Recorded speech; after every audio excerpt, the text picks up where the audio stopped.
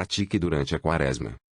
Tendo passado as 3 semanas de Septuagesima meditando sobre nossas enfermidades espirituais e sobre as feridas causadas em nós pelo pecado, devemos estar prontos para entrar na temporada penitente que a Igreja começou agora.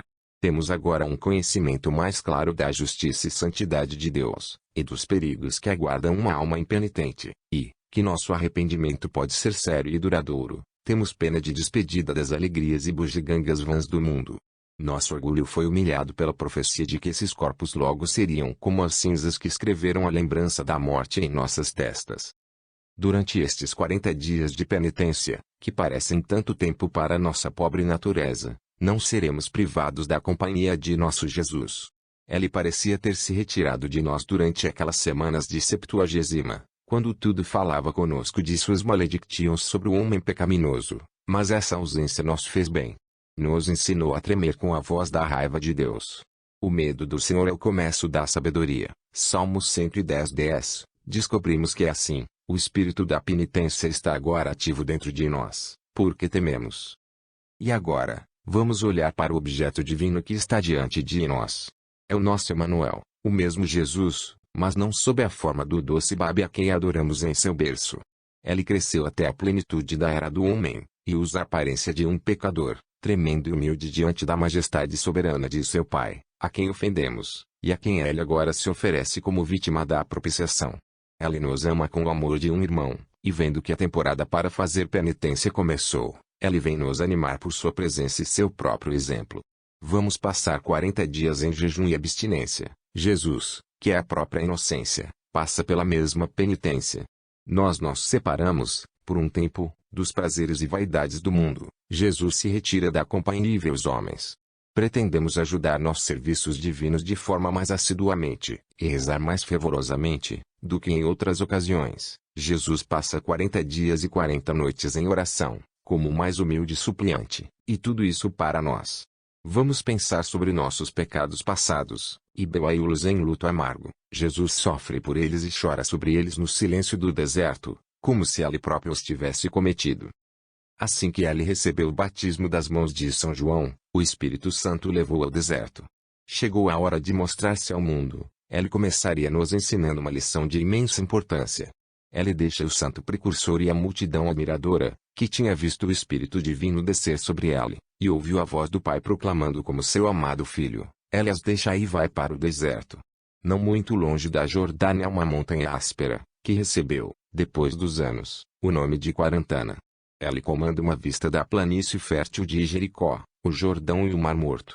É dentro de uma caverna desta rocha selvagem que o Filho de Deus entra agora. Seus únicos companheiros são os animais burros que escolheram o mesmo para seu próprio abrigo. Ele não tem comida para satisfazer as dores da fome, a rocha estéril pode render-lhe nenhuma bebida, sua única cama deve ser de pedra. Aqui ele é para passar 40 dias, depois disso, ele permitirá que os anjos o visitem e tragam comida. Assim, nosso Salvador vai diante de nós no caminho sagrado da Quaresma. Ele suportou todas as suas fadigas e dificuldades, que então nós, quando chamados a trilhar o caminho estreito de nossa penitência lentena, poderia ter o seu exemplo para silenciar as desculpas, e sofismos, e repugnâncias, de amor próprio e orgulho. A lição é aqui muito claramente dado para não ser compreendido, a lei de fazer penitência para o pecado está aqui muito claramente mostrada, e não podemos alegar ignorância, vamos aceitar honestamente o ensino e praticá-lo. Jesus deixa o deserto onde passou os 40 dias, e começa sua pregação com estas palavras, que ele dirige a todos os homens: faça penitência, pois o reino dos céus está próximo. Mateus 4,17. Não endureçamos nossos corações a este convite, para que não seja cumprida em nós a terrível ameaça contida nas outras palavras do nosso Redentor: a menos que faça penitência, você perecerá. Lucas 13:3. Agora, penitência consiste em contrição da alma e mortificação do corpo. Essas duas partes são essenciais para ele. A alma tem vontade e o pecado, o órgão tem cooperado frequentemente em sua comissão. Além disso, o homem é composto de alma e corpo, ambos, então, devem prestar homenagem ao seu Criador. O corpo é compartilhar com a alma ou as delícias do céu ou os tormentos do inferno. Não pode, portanto, ser qualquer vida cristã completa, ou qualquer penitência séria, onde o corpo não participa. Em ambos, com a alma. Mas é a alma que dá realidade à penitência. O Evangelho ensina isso pelos exemplos que nos dá do filho pródigo, de Madalena, de Zaqueu, e de São Pedro. A alma, então, deve ser resolvida a desistir de cada pecado. Ela deve sinceramente lamentar sobre aqueles que ela cometeu, mas ela não pode, ela deve odiar o pecado, ela deve evitar as ocasiões do pecado. As Escrituras Sagradas têm uma palavra para esta disposição interior, que foi adotada pelo mundo cristão, e que expressa admiravelmente o estado da alma que se afastou de seus pecados. Esta palavra é conversão. O cristão deve, portanto, durante a Quaresma, estudar para excitar-se a este arrependimento de coração, e olhar para ele como a base essencial de todos os seus exercícios lentem. No entanto, ela deve lembrar que essa penitência espiritual seria uma mera ilusão, se ela não praticasse a mortificação do corpo. Que ela estude o exemplo dado por seu Salvador, que sofre, de fato, e chora por nossos pecados, mas ele também expiate-los por seus sofrimentos corporais. É assim que a Igreja, a intérprete infalível da vontade de seu Divino Mestre, nos diz que o arrependimento do nosso coração não será aceito por Deus, a menos que seja acompanhado de jejum e abstinência. Quão grande, então, é a ilusão daqueles cristãos, que esquecem seus pecados passados, ou se comparam com outros cujas vidas eles levam para ter sido piores do que as suas, e, assim, satisfeitos consigo mesmos, não podem ver nenhum dano ou perigo na vida fácil que pretendem passar pelo resto de seus dias. Eles dirão que não pode haver necessidade de pensar em seus pecados passados, pois eles fizeram uma boa confissão. A vida que eles levaram desde então é uma prova suficiente de sua piedade sólida. E por que alguém deveria falar com eles sobre a justiça de Deus e mortificação? Assim que a Quaresma se aproxima, eles devem receber todo tipo de dispensas. A abstinência é um inconveniente, o jejum tem um efeito sobre sua saúde, interferiria em suas ocupações, é uma mudança tão grande do seu modo de vida comum. Além disso, há tantas pessoas que são melhores do que elas mesmas, e ainda que nunca jejuam ou se abstêm. E, como a ideia nunca entra em suas mentes de fornecer para as penitências prescritas pela Igreja por outros exercícios penitenciais, pessoas como estas gradualmente e desavisadamente perdem o espírito cristão. A Igreja vê essa terrível decadência de energia sobrenatural, mas ela valoriza o que ainda resta, tornando suas observações lentem mais fáceis, ano após ano. Com a esperança de manter esse pequeno, e vê-lo fortalecer para um futuro melhor, ela deixa para a justiça de Deus seus filhos que não a ouviram quando ela lhes ensina como eles podem, mesmo agora, propiciar sua raiva. Infelizmente, estes seus filhos, de quem estamos falando, estão bastante convencidos de que as coisas devem ser como são, e nunca pensam em julgar sua própria conduta pelos exemplos de Jesus e seus santos, ou pelas regras despreocupantes da penitência cristã. É verdade, há exceções, mas como eles são raros, especialmente em nossas grandes cidades. Preconceitos infundados, desculpas ociosas, mau exemplo, todos tendem a levar os homens da observância da Quaresma. Não é triste ouvir pessoas dando uma razão como essa por não jejuarem ou se absterem, porque as sentem. Certamente, eles esquecem que o próprio objetivo do jejum e da abstinência é fazer com que esses corpos do pecado, Romanos 6,6, sofram e sintam. E o que eles responderão no dia do juízo final, quando nosso Salvador lhes mostrará como os próprios turcos, que eram discípulos de uma religião nojenta e sensual, tiveram a coragem de praticar, todos os anos, as austeridades dos 40 dias de seu Ramadã. Mas sua própria conduta será seu mais barulhento acusador. Essas mesmas pessoas, que se convencem de que não têm força suficiente para suportar a abstinência e o jejum da Quaresma, mesmo em sua forma atual atenuada, não pensam em passar por fadigas incomparavelmente maiores por causa de ganhos temporais ou prazeres mundos. Constituições que quebraram na busca de prazeres que, no mínimo, são frívolas, e sempre perigosas, teriam mantido todo o seu vigor, se as leis de Deus e sua Igreja, e não o desejo de agradar ao mundo, foram o guia de sua conduta. Mas tal é a indiferença em que, com essa não observância da Quaresma, é tratada, que nunca excita o menor problema ou remorso da consciência, e aqueles que são culpados disso argumentarão com você, que as pessoas que viveram na Idade Média talvez tenham sido capazes de manter a Quaresma, mas que hoje em dia está fora de questão, e eles podem dizer isso friamente diante de tudo o que a Igreja fez para adaptar sua disciplina além tem a fraqueza física e moral da geração atual. Como é que, embora esses homens tenham sido treinados ou convertidos para a fé de seus pais, Eles podem esquecer que a observância da Quaresma é uma marca essencial da catolicidade, e que quando os protestantes se comprometeram a reformá-la, no século XVI, uma de suas principais queixas foi que ela insistiu em que seus filhos se mortificaram com jejum e abstinência. Mas será perguntado, então, sem dispensas legais?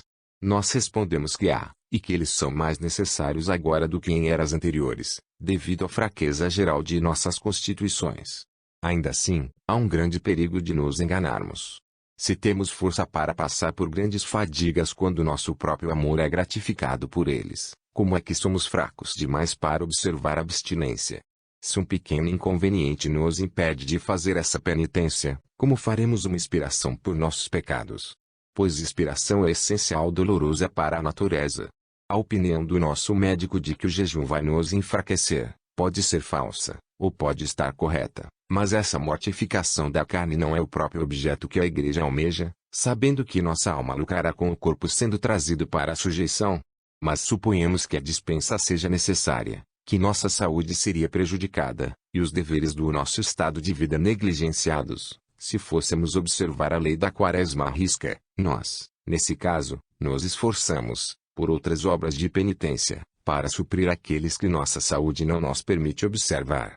Estamos tristes e humilhados por nos encontrarmos, assim, incapazes de nos unirmos ao resto das crianças fiéis da Igreja, em suportar o jugo da disciplina lenten. Pedimos ao nosso Senhor que nos conceda a graça, no próximo ano, de compartilhar os méritos de nossos companheiros cristãos, e de observar essas práticas sagradas que dão à alma uma garantia de misericórdia e perdão.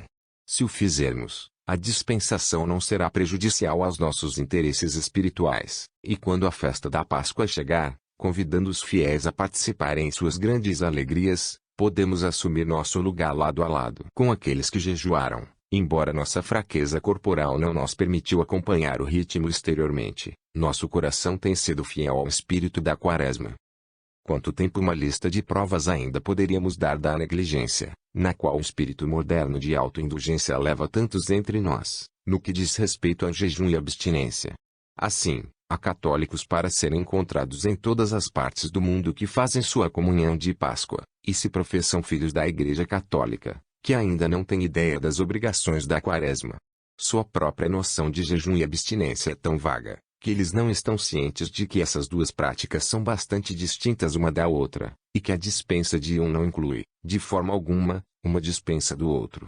Se eles, legalmente ou ilegalmente, obtiveram isenção de abstinência, nunca tanto como entra em suas mentes que a obrigação de jejum ainda é vinculativo sobre eles durante os 40 dias inteiros, ou se eles lhes concederam uma dispensa de jejum, eles concluem que eles podem comer qualquer tipo de alimento que desejarem. Tal ignorância como esta é o resultado natural da indiferença com os mandamentos e tradições da Igreja são tratados.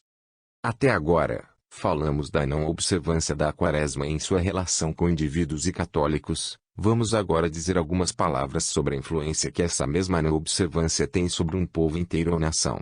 Há apenas poucas questões sociais que não foram tratadas de forma espirituosa pelos escritores públicos da época, que dedicaram seus talentos ao estudo da economia política, e muitas vezes tem sido uma questão de surpresa para nós que eles deveriam ter esquecido um assunto de tão profundo interesse como este, os resultados produzidos na sociedade pela abolição da Quaresma, ou seja, de uma instituição que, mais do que qualquer outra, mantém na mente pública um sentimento aguçado de moral de certo e errado, na medida em que impõe a uma nação uma expiação anual do pecado.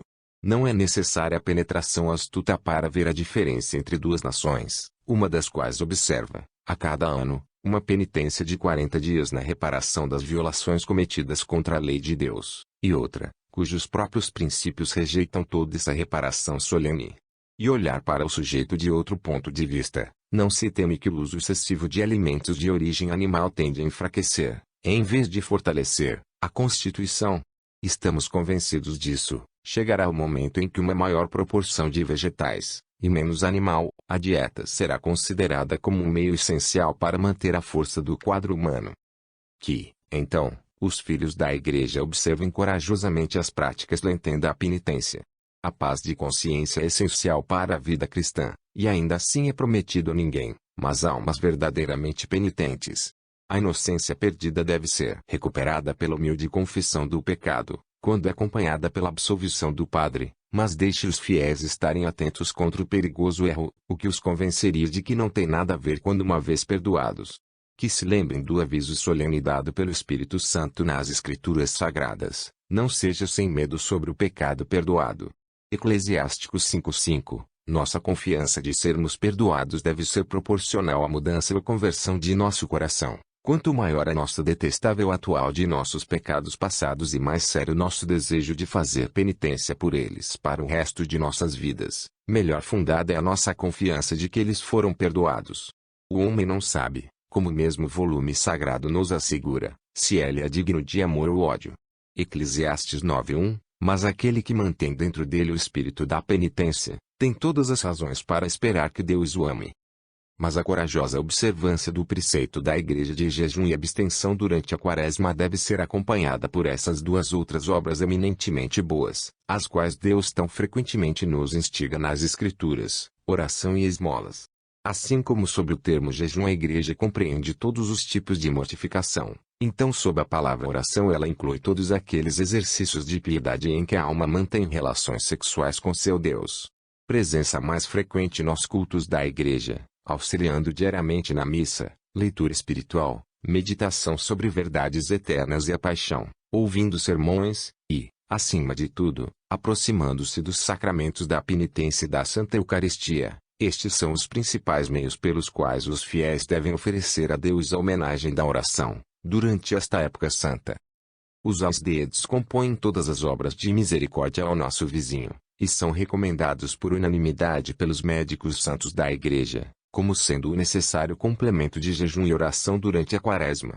Deus fez dela uma lei, a qual ele graciosamente se vinculou, que a caridade mostrada para nossos semelhantes criaturas, com a intenção de agradar nosso Criador, será recompensada como se fosse feita a si mesmo. Como isso traz diante de nós a realidade e a sacralidade da gravata que ali teria que existir entre todos os homens. Tal, de fato, é a sua necessidade, que nosso Pai Celestial não aceitará o amor de qualquer coração que se recusou a mostrar misericórdia, mas, por outro lado, ela aceita como genuína e como fez a caridade de cada cristão, que, por uma obra de misericórdia mostrada a um homem, está realmente reconhecendo a honra dessa união sublime que faz todos os homens serem uma família com Deus como seu Pai.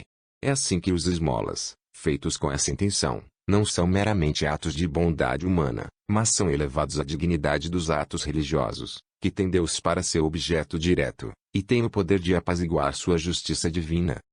Lembremos-nos do conselho dado pelo arcanjo Rafael a Tobias. Ela estava a ponto de se despedir desta sagrada família, e voltar para o céu, e estas foram suas palavras: a oração é boa com jejum e esmolas, mais do que colocar tesouros de ouro, para esmolas libertadas da morte, e o mesmo é aquele que purga os pecados, e faz com que a misericórdia e a vida sejam eternas. Tobit 12:8-9. Igualmente forte é a recomendação dada a essa virtude pelo livro de Eclesiástico: a água sacia um fogo flamejante, e esmola resiste aos pecados. Eclesiástico 13:33. E novamente, cale-se esmolas no coração dos pobres, e ela deve obter ajuda para ti contra todo o mal. Eclesiástico 29:15. O cristão deve manter essas promessas de consolo sempre antes de sua mente, mas mais especialmente durante a temporada da Quaresma. O homem rico deve mostrar aos pobres, cujo ano inteiro é um jejum, que um tempo em que até ele tem suas privações autoimpostas. A observância fiel da Quaresma produz naturalmente uma economia, que essa salvação seja dada a Lázaro. Nada, certamente, poderia ser mais oposto ao espírito dessa estação santa, do que manter uma mesa tão rica e delicadamente fornecida como em outros períodos do ano, quando Deus nos permite usar todos os confortos compatíveis com os meios que Ele nos deu. Mas como é completamente cristão que, durante esses dias de penitência e caridade, a vida do pobre homem deve ser mais confortável, em proporção como a das partes ricas nas dificuldades e privações de seus irmãos sofridos em todo o mundo. Pobres e ricos então se apresentariam, com toda a beleza do amor fraterno sobre eles, no banquete divino da festa de Pachal, para a qual nosso Jesus ressuscitado nos convidará depois que estes 40 dias acabarem. Há um meio mais pelo qual estamos para garantir a nós mesmos as grandes graças da Quaresma, é o espírito de aposentadoria e separação do mundo. Nossa vida comum, como é durante o resto do ano, deve ser feita para prestar homenagem à época sagrada da penitência. Caso contrário, a impressão salutar produzida sobre nós pela cerimônia sagrada da quarta-feira de cinzas será logo apagada. O cristão deveria, portanto, proibir a si mesmo, durante a quaresma, todas as vaidosas diversões, entretenimentos e festas do mundo em que vive. No que diz respeito aos teatros e bolas, que são o mundo no auge de seu poder de fazer mal, ninguém que se autodenomina discípulo de Cristo jamais deve estar presente a eles, a menos que a necessidade ou a posição que ele ocupa na sociedade obrigue-o a ele, mas se, de sua própria escolha livre, ele se joga em meio a tais perigos durante a atual época santa de penitência e lembrança, ele oferece um insulto ao seu caráter, e deve deixar de acreditar que ele tem pecados para expiar, e um Deus para propiciar. O mundo, queremos dizer que parte dele que é cristã, jogou fora todas aquelas indicações externas de luto e penitência, que lemos como sendo tão religiosamente observada nas eras da fé, deixar que passar, mas eu não tenho mas há uma coisa que nunca pode mudar, a justiça de Deus, e a obrigação do homem de apaziguar essa justiça.